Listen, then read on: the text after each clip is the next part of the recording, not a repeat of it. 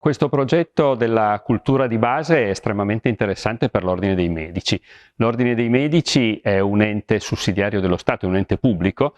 Sussidiario significa che dà un aiuto all'istituzione italiana, alla nostra Repubblica, la quale delega all'Ordine dei Medici una serie di attività. Quella più importante è la tutela della salute dei cittadini attraverso il controllo della professione.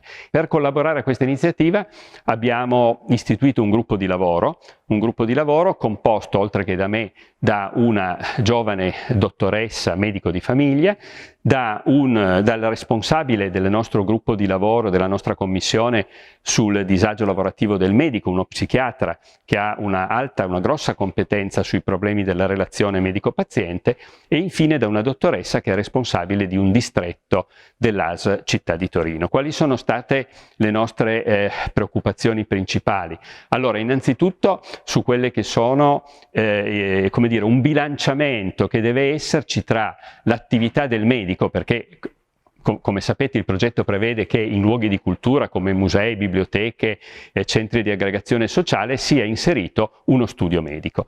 Quindi la nostra prima preoccupazione è stata quella di riuscire a bilanciare l'attività del medico, che ovviamente è un'attività molto particolare, molto legata ai problemi del paziente, è un momento molto importante di relazione tra due persone, quindi inserire questa attività, che di solito è svolta in ambito completamente diverso, dentro un ambiente che di per sé non è stato immaginato e studiato per ospitare un ambulatorio, uno studio medico.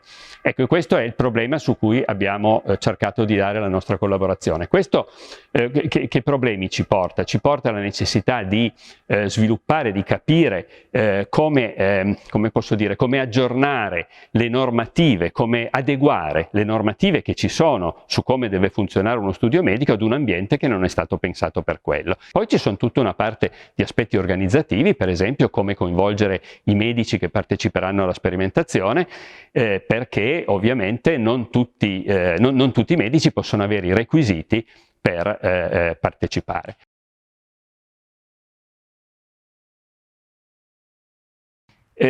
Noi cerchiamo con questa sperimentazione sostanzialmente di valutare come questo connubio tra cultura e salute in questo modo particolare, perché ovviamente ci sono tante altre forme, ma io credo che uno studio medico dentro un museo, per esempio, sia una cosa completamente nuova. Allora noi vogliamo valutare come questo connubio possa interagire con la relazione di cura, con